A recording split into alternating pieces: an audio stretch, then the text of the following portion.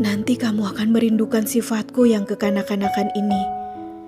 Sifatku yang mungkin membuatmu muak hari itu, lalu memilih pergi menjauhiku, mencari seseorang yang menurutmu lebih bisa kamu andalkan.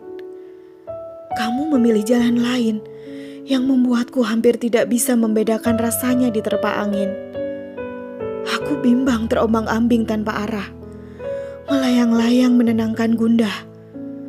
Terasa dijatuhkan dari gedung bertingkat.